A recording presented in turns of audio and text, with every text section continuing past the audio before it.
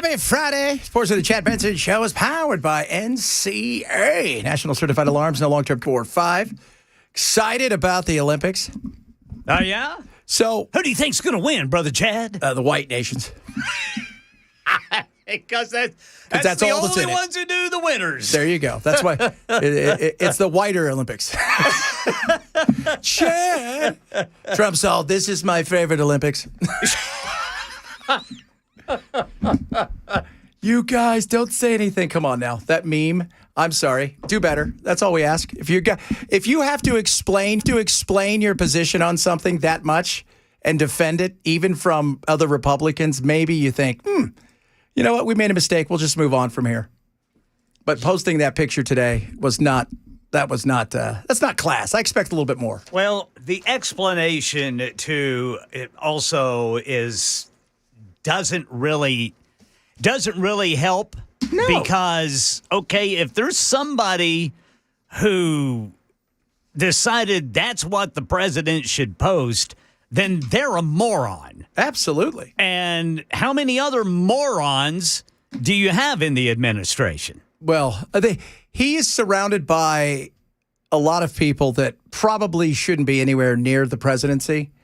And they are, like that thing is ridiculous, but that was terrible. It is. I'm telling you. Yeah, I mean, and I consider, I gave him props yesterday because I thought what he did with Savannah Guthrie, I thought that was cool. And then you turn around and you do something like this, and everybody's all just get over it kind of stuff. No, this is the office of the presidency, dude. This is probably going to be.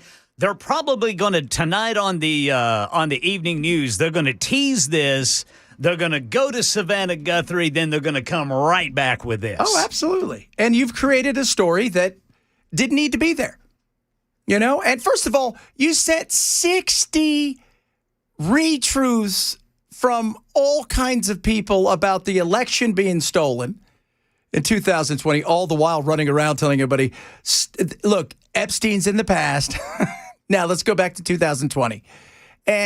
But this was one of those things where you could easily go, look, it was an influencer. I like what he had to say. I didn't see it all the way through with the memes. For that, and you pull it off, and then that's it. Yeah. But instead, no. Instead, you've got every place out there going, even when Rick's, you had Tim Scott come out today and say, praying it was fake. It was the most racist thing I've seen out of this White House. The president should remove it. And it's got a picture, if you guys don't know, it's got a picture of Michelle Obama and Barack Obama as apes. It's just unforced errors. Yeah, that's it right there. And again, it's like a joke. You think it's funny? You tell somebody, nobody laughs. You keep telling it over and over again. Doesn't get any better. You two just don't understand 4D chess. Maybe if you'd learn, you'd figure out what's going on here. This was bad finger painting. This is the kind of finger painting where you're like, do you remember the movie Scrooged? And he's like, how many fingers does it have up there, Grace? She goes, 8 on one hand. That's horrible. And he tears it up and throws it away. That's kind of what this is. Yeah. Unforced errors. Unforced errors. So we'll talk a little bit about that. So Lindsey Vonn skied today. Even on a torn ACL. She tore her ACL Sunday, and she skied today. And everybody's like, I can't believe she's doing that. Well, first of all, you can do it. If the meniscus is okay, and she got through today fine, and it's not even swollen because, who knows? I mean, they're in Europe. Who knows what's happened? She probably went over and got some sort of weird stem cells. But the thing, she's 41. This is it for her. If she was 21, I doubt she'd be doing this. She's 41. She's not coming back in 4 years to compete again. She is going to do this. Yeah, and they said she got down really well with no injuries, no problems. Interesting. Did you see her, was it Tuesday, doing squats with giant weights? No. After tearing her ACL. They said her ACL's gone. Goodness. So. Are they pumping her up with Novocaine? Yeah. Well, everybody's like, you can't believe she's doing this. You can't believe she's doing that? There are people putting liquids in their wieners to float farther, and this is the thing. You're like, I can't believe she's doing that. That story.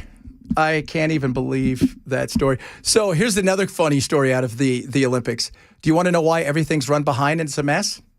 Because they didn't deal with the mob. The mob is a huge part of what's going on in both of these cities because the cities, weirdly enough, are 6 hours of drive apart. They're co-hosting. Brother Chad, there's no such thing as the mob. Yeah. The closest they ever got to eliminating the mob, for those of you guys a little history, was when Mussolini was there. Mussolini hated the mob. And so he got almost rid of the mob. And then when he rose to power, the Americans funded the mob so they could fight Mussolini, and the mob's still there. It's sort of like funding Al Qaeda while Russia's in Afghanistan. Yeah. Well, they were called the Mujahideen. They're a little different. They were fighting our bad guys. So, but that's one of the big reasons. Apparently, the mob wouldn't give them stuff. Like they wanted cement and they needed certain things. And the mob's like, no. Oh, the Italians. You guys are the best. Just crazy. Okay, Ken, I want to know. Yes, sir. Who shot up the police? So this morning, a detective in an unmarked car was conducting surveillance near the Walmart on Harding Place when, according to police, a light-colored sedan pulled alongside and opened fire, striking the detective's vehicle at least 3 times, but she is uninjured. This light-colored sedan, it's the only description they're putting out, was last seen headed toward I-24. That narrows it down. Wow. So they knew they were being surveilled, I guess. Well, police say that they don't think that this suspect was part of the surveillance operation. Somebody just wanted to be, hey, you know what? That looks there's a sedan I don't like. Yeah, I mean, I don't know how you come to that conclusion, but yeah, nonetheless, I think that detective, at the very least, is lucky not to have been injured. That's just wild. Just wild. Just sitting there surveilling somebody, and to think that the person that you're surveilling may not have even been a part of this. Yeah. That's a double weird thing. Yeah, I don't understand that. Well, welcome to the weird world. Like, this is, the Savannah Guthrie thing. The more that I look at it, the more that the stuff, was like, they're talking about the timelines now, and there's a Nest camera, but they didn't have a subscription, but then they cut the stuff outside potentially. Right. And the neighbor said a couple days before there was a white van that's been cruising around the neighborhood, right. And it's all getting a little weird. Well, you know what my wife told me? And I don't know this, but my wife says that like a couple of weeks ago, or maybe even longer, I think maybe she says about a month ago, Savannah was there she was there where her mom and her siblings live. And they were talking about where her mother lives. Oh. And that might have been a bad mistake. That seems like a horrible mistake. I mean, what are you doing? I mean, I don't know if they were showing her house or where her house was, but apparently, yeah, it was just something, Savannah was doing as kind of a lifestyle type thing. Hey, here's my family. Here's where, mom lives and that sort of thing. And now this. And now come take her. And again, originally I thought it's a robbery gone wrong. That's what I thought, too. And I'm starting to think it's a lot less a robbery gone wrong and more of a kidnapping. But the question is why? And, of course, the conspiracy theory is because of Epstein, right, is one of them. That she reported on Epstein long ago and that she was one of the catalysts way back in the day on Epstein and stuff. So I'm like, I don't know. I don't know about that. But yeah, apparently nothing's missing from the home. And, they intentionally left her mother's phone there. You don't want to be pinged. You don't want to be tracked somewhere.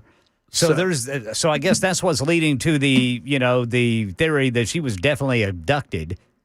The blood, that's terrifying. I mean, this is an 84-year-old woman. That's my thing right there. I mean, okay, the reality of what are you getting out of an 84-year-old woman? She's not the queen, right? Yeah. She's not worth $75 million. She's not, her daughter may be worth some money, but she is, what are you getting out of this? Right. That's I sit there and go, okay, so I'm just trying to put it together. It's like, okay, you're 84. So you're bargaining. Not only is she 84, she's 84 and very ill. So, you have a limited amount of time to make some sort of thing happen before it goes really sideways. Right. And the way that, Savannah and her siblings were describing the type of medication she needs is apparently a daily type of medication just to stay alive. Stay alive and also to stay out of continuous pain. Right. So the Guthrie incident is an inside job, says Ham. I keep thinking it's got to be somebody who knows the family. And that's, gosh, so many things always point back to the family on stuff like this. Yeah. Like we're not saying the brother-in-law did it, but allegedly. But I don't think they're telling him don't leave town. Don't go anywhere. So it's the whole story is just it's bizarre to think about an 84-year-old who had she's chronically ill with a bad ticker. Right. Hey, here's another question, Brother Chad and Brother Bilal. Have they said were there any signs of like forced entry into the home? No. They did